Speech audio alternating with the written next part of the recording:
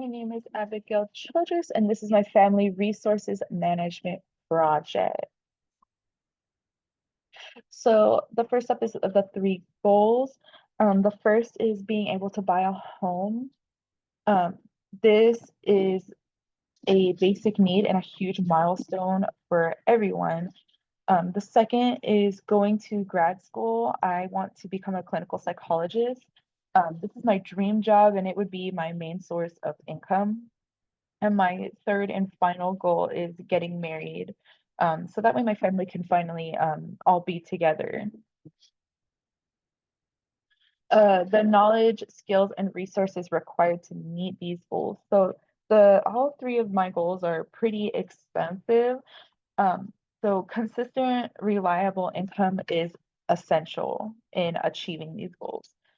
Um, Another really important need is emotional support, as all three goals can cause an immense amount of stress and just be really overwhelming. Um, the the skills required to provide emotional support would be communication and listening skills, as well as empathy.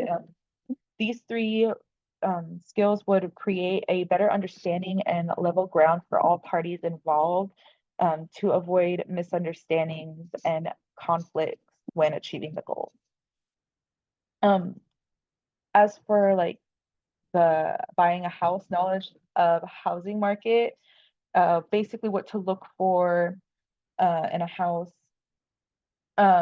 as well as for the goal of going to grad school, I would need knowledge of psychology. Um, this knowledge requires resources like access to technology to conduct research and on that type of information. Um, Based on the goals and resources needed to achieve them, I would say I would be in stage one of the family development theory as far as the marriage goes. And well, actually, all three of these, because stage one of family development is establishment and expectant. So you're establishing your relationship and getting it started. Um,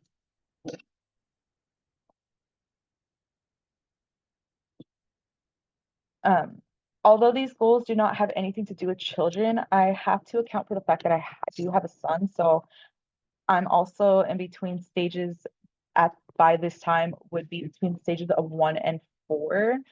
Because stage one, as mentioned, is establishment and expectant, and stage 4 is school-aged family. Decisions and goal setting. The first goal, I would need to decide on where, like the location, what kind of house do I want, the size, and basically the budget for the housing. It would be important to constantly be looking at the housing market, even though I'm not ready, just to know what's out there and get a feel for how to find a house. And setting small financial goals for all three major goals would aid in reaching them. This is beneficial as it would help maintain and spread financial resources more wisely. And with my three goals in particular, it causes a lot of change. Um, so a positive feedback loop to encourage those changes and just accept them, adapt to them. Um, but we also need to ease into them. So balancing and jumping back and forth between both a positive and negative feedback loop would help maintain that stability.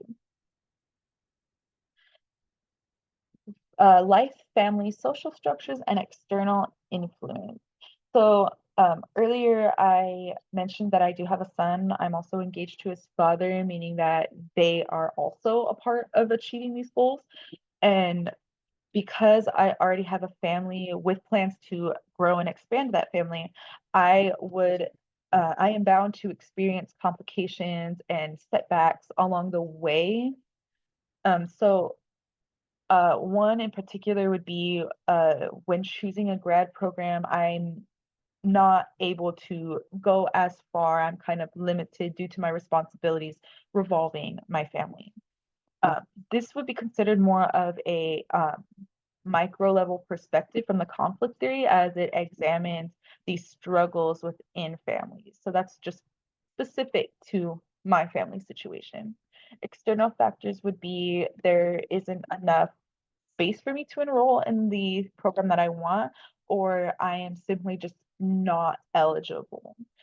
So the plan would be to look into other programs that do have room for new students and that I do qualify for. The size of the housing being purchased would be an important factor as I would need to account for both my current and future family.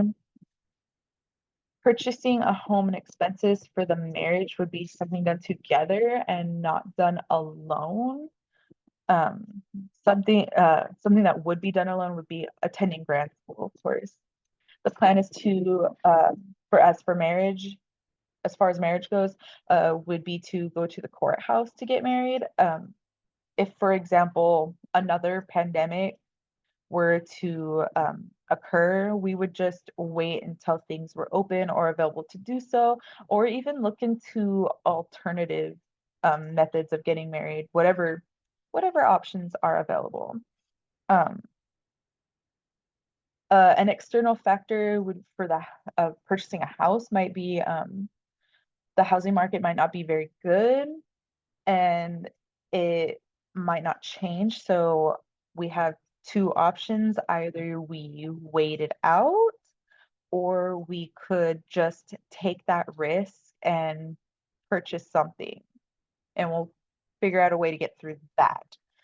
Um, the as far as like the housing market type of issue, that's more of like a societal thing and fighting for scarce resources. So that would be more of like a macro level perspective. Because if the housing is too short or too expensive and doesn't make you enough money when selling, that's a scarce resource. Reflection. Goal settings and planning are important, but of course, nothing goes according to our plans, no matter how prepared you are. Um, so adaptability and just being able to go with the flow when you run into obstacles is a must.